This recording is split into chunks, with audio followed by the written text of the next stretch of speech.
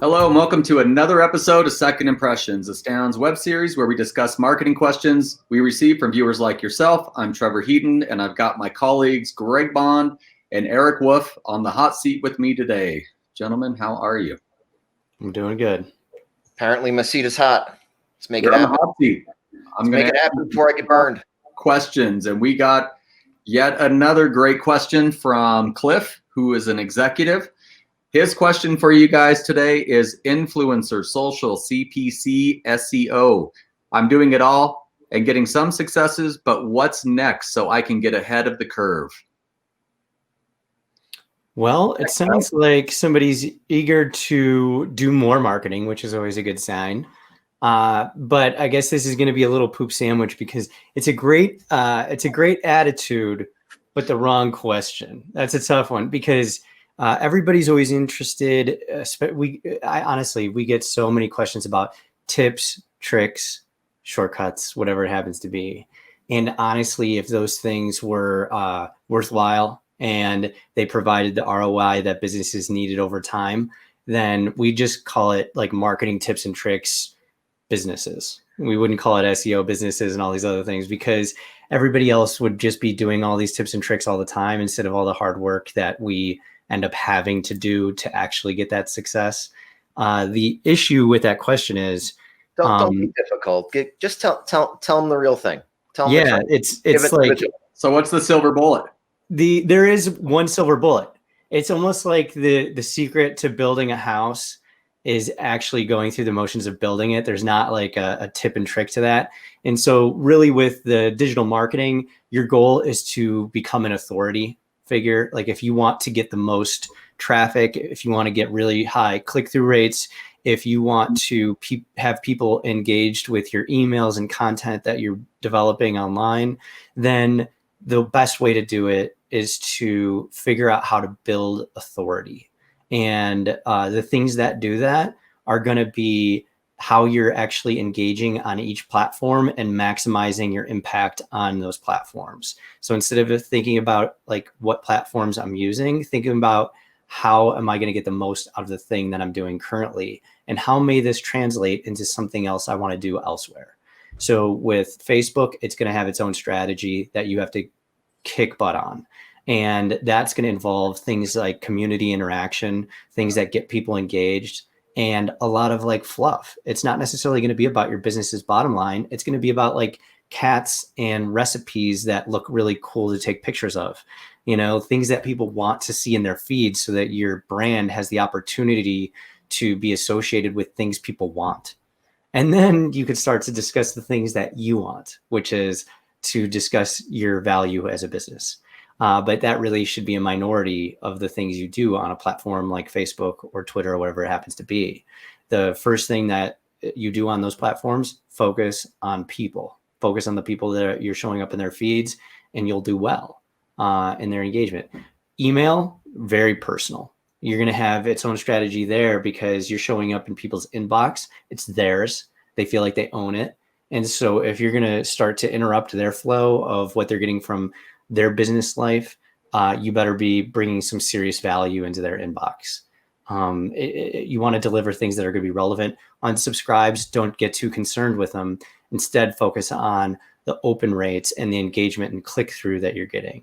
So you don't want to have everybody seeing your emails. What you do want from email is that those who are opening it are getting something and they're engaging with your brand beyond that initial subject line.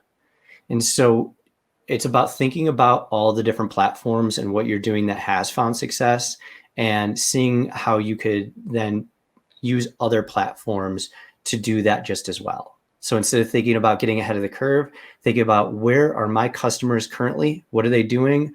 Where are they at? And how can we be present and add value to their lives there? And that's what will get you to build the authority you need to get your message across. It's about building reputation. Just like people like to think that all this digital stuff is different, and it's really not. We build The way that we build authority and reputation online is very analogous to how we do it in IRL, as the kids say, because all we're doing is we're expressing ourselves, we're sharing knowledge, we're sharing content, we're talking about how this knowledge and our services apply to you, the person who may or may not be interested in buying it. It's it's similar to if you've ever been to like a chamber of commerce meeting or a networking event or something like that. There's always that one guy or gal that walks into the room, and very often they're affiliated with some sort of multi-level marketing, and they just want to know how to sell. How many orders can I write today? What do I have to do to put you into this, whatever it is? And just like in real life, that puts us off, and it's like, hey, can't we have dinner before you ask me to marry you? It's a really similar relationship online, where we are trying to show you who we are and how you can interact with us and how we can interact with you and how we can make your life better before we go in and make a sale. There are some folks who can do that sort of impulse purchase type of thing, but that's a minority. In most relationships, we actually have to build the relationship before we can have the benefit of the relationship. Right. Exactly. So I think the big thing is they found successes. They know there's value in trying new things. And so there's always going to be a benefit to some experimentation, but don't experiment for experiment's sake. Experiment for figuring out ways that, like, maybe there's other ways we could provide value to the people that we're seeking. And if you think in that way, then what comes behind it is going to be the authority and reputation that you're looking to achieve. That's going to get you those click-throughs and extra business from your digital marketing efforts. Right. And the other thing that I would add, just before we wrap this up, is that this person said, we're doing this, we're doing this, we're doing this. What's next? Sort of what can I add to the pile? And I would challenge you to think about, rather than thinking about what else I'm going to pile on or how I can make my plan bigger, how can I make my plan more effective? If I'm doing all of this stuff, how can I do it better? How can I get more return out of the stuff that I'm already doing? Where is it that I'm leaving money on the table? And a lot of times it's not oh, now you just what's been missing. All you've got to do now is YouTube, and everything is going to come together. It's very often not like that. We've seen people achieve success on a platform that has yielded zero business results. Right. And so they put a lot of effort in. It looked amazing, looked great, but it was not at all contributing to their bottom line and their business and the goals that they had. So the question is, like, what are you doing? Like, sometimes people do things just to do them and look great, but it doesn't mean they're making any more money off of it. Right. So that brings up an interesting point. Is there a point in the marketing strategy Cliff may have where he's doing too much? The point of diminishing returns, right. That would probably be my fear of what's coming next, in that attitude of what's going on with the adding on to the pile versus thinking of this as like what's most effective and how do we refine and improve. I think sometimes what happens is you start to see diminishing returns on the platforms that used to provide maybe major click-throughs.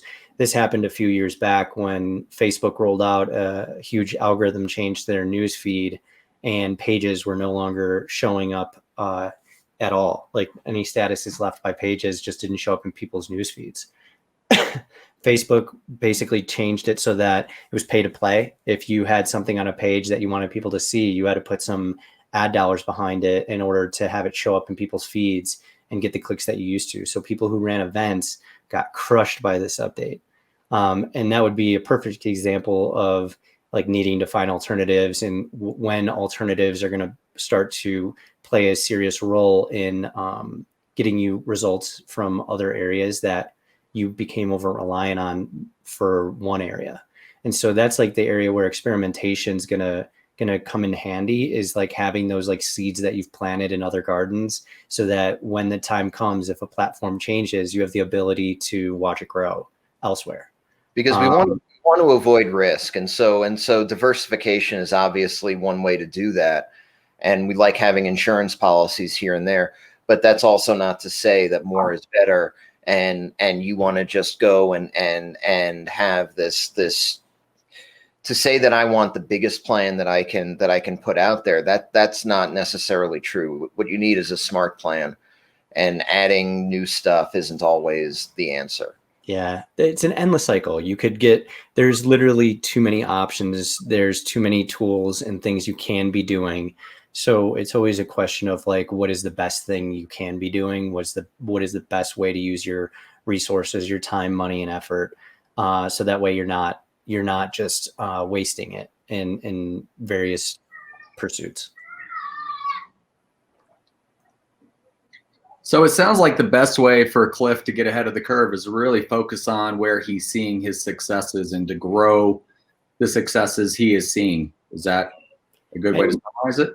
Yeah, and not to get too over reliant on, if you see like enormous success on one platform, then don't get too fat and happy, because the chances are that what comes next is it'll become much more expensive. Because if you're finding that success, then what happens is other people start to realize it, and then there's more competition and more need for those platforms to monetize those benefits that they're providing businesses. And so seek alternatives as necessary, not just for getting ahead of the curve. Erik, any addition? That was a great summary. I think we got it. Awesome. All right. Well, I think that concludes this session. Cliff, really appreciate your question. And thanks for watching Second Impressions. We'll be back regularly with more questions to your marketing questions. If you have a question, right down there below, secondimpressions@estound.com. Send us an email with your question, and we'll address it on one of these episodes. Thanks for tuning in, and be well. Bye, everybody. Bye.